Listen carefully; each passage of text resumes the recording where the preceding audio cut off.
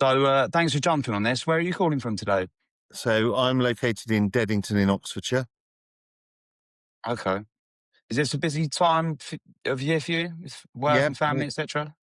certainly things have picked up since Christmas and the New Year. A lot more valuations, a lot more instructions.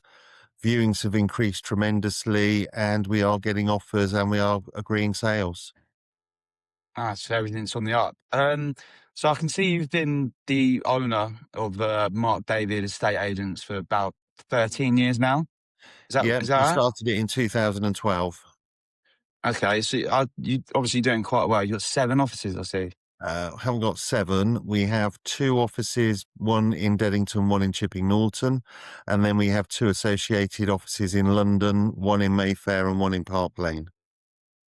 Okay, so what inspired you to start out on your own and be your own boss? Um, I've done it before with partners. So I first set up my own estate agency along with 2 other partners up in Derby. When I left Oxfordshire, I went up to Derby and set up in 1999. And then I sold my share out of that business in 2004. Moved back to Oxfordshire in 2012. 2012, 2011. And basically, I was told by one estate agent who I went for an interview with that at 45, I was too old. So that gave me the inspiration to say, um, I can do it better than you. And certainly we are doing it better than them. And we will set up a niche market with only dealing with village and country homes, individual properties, and equestrian properties. So that's where it came from, really. No, it's just good to hear. He's obviously not letting anyone tell you what your boundaries are. Well, I think that the position that they were interviewing me for at the time required a more mature person to be in that location and also somebody who had longevity rather than a younger person who was probably going to leave within about a year, 18 months, which subsequently happened. And that agency has subsequently closed that office in that location. Um, so what was one thing you would advise me not to do if I was going to start my own agency in 2026 in the UK?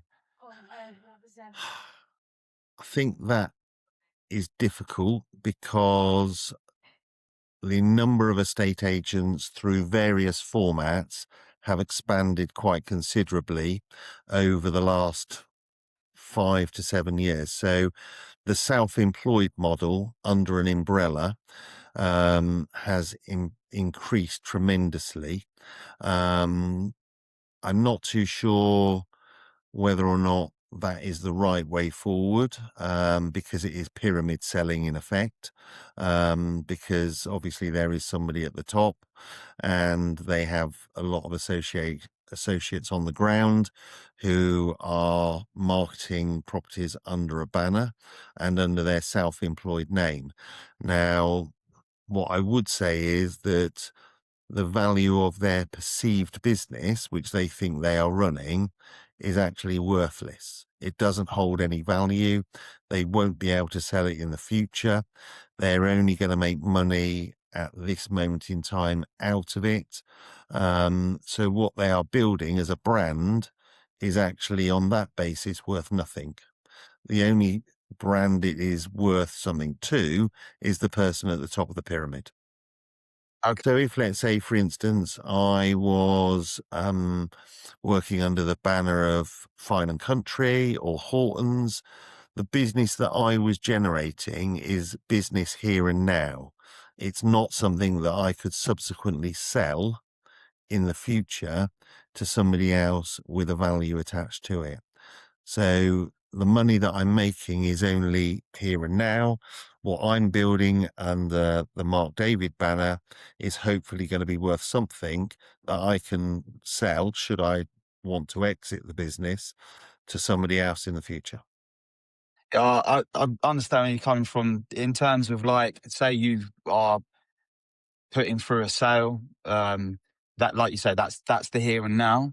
and then whatever you've got on your portfolio as rentals, someone could, like a landlord could easily just, you know, change that to a different agency quite easily. So it's like there's no longevity in that sort of in the value. We deal with sales and lettings, and over the last 10 years, the value of an estate agency business has been geared very much towards the letting side of the business.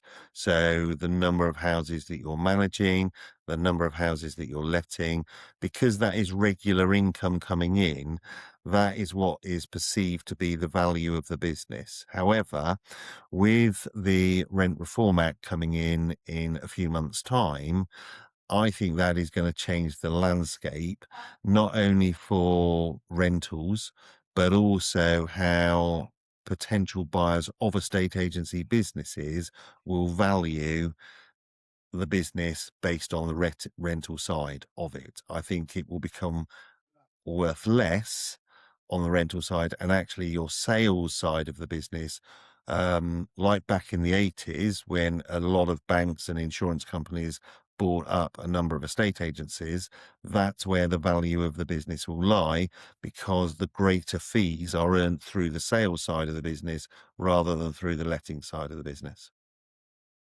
Um, so, in your years of business in the industry, what's the biggest lesson that you've learned from a past failure?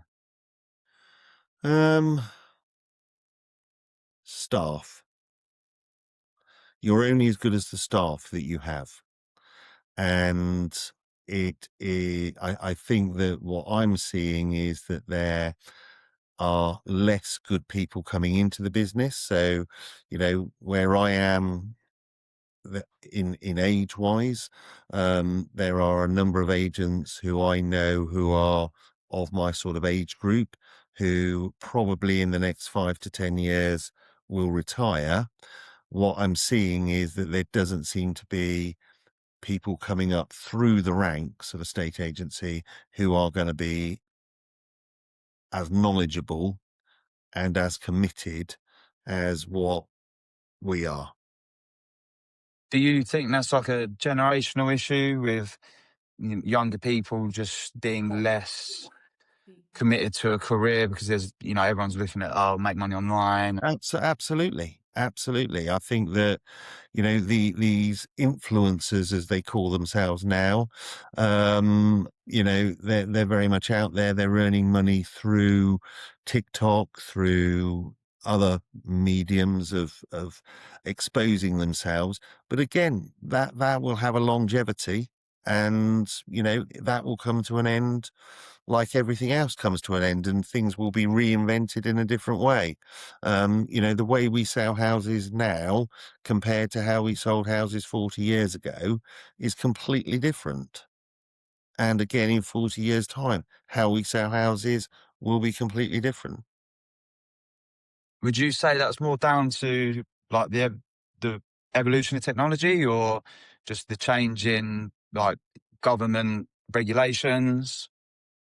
I think there's an element of government regulations that are attached. Obviously, in 1979, we had the Estate Agents Act that came in, and subsequently since then, we've had the Property Misdescriptions Act, we've got the Property Ombudsman, so everything changes. Again, our biggest form of media advertising previously was through the newspapers. Now it's over the internet. But at the end of the day, what is common is we are people. We are dealing with people. And it's how that person is dealt with that basically either encourages that person to use your services both to sell their property or to buy another property. It is a people business. Yeah, I suppose in terms of if people are making potentially the biggest deal of their lives, 'cause obviously it's a massive sum of money for a house, Yeah. there's going to be emotion attached to that transaction, and they're not going to want to be told something that they don't feel is genuine. So having that connection with an agency, I guess that does constitute a lot towards business. I think so. I think the biggest change that needs to happen is in the conveyancing of a sale. I think that the conveyancing timeframe is now so elongated, to the point that, again, when I started, we could get transactions through between 6 and 8 weeks. Now it's taking on average 16 weeks. Now, that is down to a number of things. Regulation is one. So, money laundering and certain regulations that conveyancers have to do. I think also, you know, back 40 years ago, we only dealt with solicitors. We didn't deal with legal executives. We didn't deal with conveyancers. We dealt with solicitors. And also, the way of communication back then was purely by post. Now it's via email. So I talked to a number of people who are dealing with the conveyancing side of the business, and they say that they come in the morning, they've got 50 emails, they go through those emails, and by the time they've got to the 50th email, the first one they've replied to has already come back to them asking further questions. So they're like a hamster on a wheel, and they don't actually have time to do anything proactive. So I think the conveyancing side of the transaction needs to be improved. Again, back in the early 2000s, we had home information packs, HIPs as they were called. They got put to one side 2010, 2011, when David Cameron came into power, or I think it was the Conservatives and the Liberals got together and they had a coalition government, but they got rid of that and they only kept the energy performance certificates, which was a EU directive that we had to keep. Now, the HIP, I think, was a great idea because it got people to do things, got sellers to do things up front, and it made sure that they were legally ready, that when a buyer was found, they could move on it quickly. And we did see that the transaction times did actually compact, and we were getting deals through quicker in that way than what we are now. So I'm currently in conversations with conveyancers to see whether or not we can reintroduce something along those sorts of lines. Also, what it meant with HIPs was people had to make a financial contribution before they put their property on the market, which again showed a level of commitment. Again, I think that needs to be brought in. Okay, so moving on to my next question, can you just share a bit about your role and how that fits into the bigger picture at your agency? Well, my role is a leader, I suppose, but also a font of knowledge. So, all of my fellow colleagues can tap into my knowledge, my local knowledge. We're just about to put a house on the market today that it will be the third time that we've been asked to sell it by three different owners.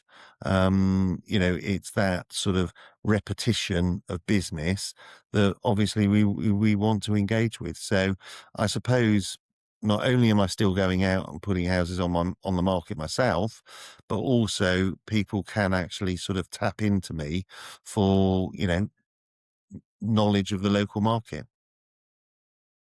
I think the key fact is you lead from the front, and I wouldn't expect any of my team to do anything if I wasn't prepared to do it myself. So, what does a typical day look like for you? There isn't a typical day. Let me tell you, there is not a typical day. Every day is different. You can wake up in the morning and you can have an idea of 6 things that you're going to do that day. And then you walk into the office and immediately those 6 things can be put on the back burner because you've got other things that you need to deal with. So there isn't a typical day. Okay. So, you was talking about just like how conveyancers and it's such an elongated process to Yeah. get a deal through, etc. What other shifts are you seeing in the industry right now, positive or negative? I think that going back on the conveyancing side, I think we're now dealing with people who are less qualified to deal with things. I think that certain solicitors, conveyancers are setting themselves up whereby they have a team attached to one individual qualified person who oversees the work that is being done by maybe 6 or 10 people. So therefore, when you're contacting those people for an update, they're giving you an update, but they haven't actually run past what they've got from the qualified person. So therefore, that qualified person might then turn around and say, well, actually, what you've got isn't right. So we're no further forward with the transaction because you need X, Y, and Z. And because those people that are doing that aren't qualified enough, they're not using their own initiative. Okay, so how would you say that's impacting your business? It just elongates. Well, again, when I set the business up, I had a business plan that basically every 3 months I would turn over my pipeline. So if, let's say, I had a pipeline of £100,000, every 3 months I would be looking to bank 100,000, which basically means that I would be turning over 400,000. Now that 12 weeks has elongated to 16 weeks. So in fact, that 100,000 is now only turning over 3 times rather than 4. So I'm turning over less. And that is the impact of slow conveyancing that we're seeing that impacts our business. What would you say is working well for you right now? And in contrast, what would you say is, been frustrating? I know obviously we've spoke about the elongated process of conveying, etc. Is there any other aspects? I would say that there's nothing else that is frustrating other than the conveyancing side. I do find that the majority of estate agents, not all, but the majority are probably proactive. And I find a lot of the solicitors, conveyancers that we deal with are reactive. So you then have a problem because you've got proactive people as opposed to reactive people. So I would like to see more conveyancers, more solicitors being proactive and actually wanting to get the deals through rather than just being, you know, rather laid back and it'll happen when it'll happen. I think they have to realize they're in a service industry like us, that they're providing a service, and that if they don't provide that service, that has impact on their clients' lives. Um, I think what we're doing well at the moment is we're looking at new initiatives to try and bring properties to the market, new ways for us to stand out from everybody else. So we're reinventing ourselves, or we're trying to reinvent ourselves all the time. So, what stood out to me there was it just seems like you've got these conveyancers chasing their tail constantly, backed up by what you said about they'll get through 50 emails, and then by the time they have got through that, they'll reply to the next one, and all of a sudden they're inundated, and they've adopted this attitude of, I can deal with it in my own time. Whereas, like you say, you've got people's best interests on the line there, and then that makes you backdated as well. Yeah. What metrics are you focused on most improving, like in, this quarter, this year? I think that our aim is obviously to get more instructions, more saleable instructions onto the market. So that's the focus. That always has been the focus. That we need to act for more people, but also be able to provide to those individuals a quality of service so that when we put a property on the market and we discuss with that client a marketing strategy, we fulfill that marketing strategy. And again, we review that strategy on a regular basis so that basically that property doesn't become stale. Okay. So in the next 6 to 12 months, where do you see the business going? Upwards. Upwards. Okay. And if you had a magic wand just to fix one thing in the business right now that's holding you back or slowing you down, what would that one thing be? There'll be two things. One, that we improve the time frame of the conveyancing, and the other is that there is a minimum fee that all estate agents have to charge, so that we all are earning a reasonable amount of money, rather than having to have a race to the bottom as far as fees are concerned. So again, going back to time before I was an estate agent, every estate agent used to charge the same amount of money, right? It was set by the RICS, Royal Institute of Chartered Surveyors, that these were the fees that you charged if you were selling a house. And each individual firm won the business based on the individual that went out and met that particular client, and whether that client actually liked that person, and that company were prepared to offer a good level of service. But all the fees right across the board were all geared at the same level. And I think that the problem is that once the Estate Agents Act of 1979 came in, it opened out and opened up a competitive fee structure, which over time has been a race to the bottom. So when, again, I started in 83, we were regularly charging 2%. Now it's very much a case of other agents are doing it for half of that, even less than that, and again, that makes it very, very difficult, especially when you've got rising costs. And again, going back to the pyramid selling structure that you have with each individual agent, they will have to pay back a certain amount per transaction to the person that they are operating under. But if that person doesn't need to earn a huge amount of money, they could cut their fees to 0.5%, because they would still see that the element of the fee that they are charging still gives them a lifestyle. Does that breed like quite a lot of sort of bad competition in a way in the market, being agencies? Absolutely, yeah. Yeah. Have you ever found yourself having to battle against like directly, and it's caused a bit of a rift, especially in the local area? I think that every area has this competitive fee structure in place, unfortunately. And, again, what I would like to see is that basically, the ombudsman comes out and says, right, if you are a member of the property ombudsman, this is the fee that you will charge, right?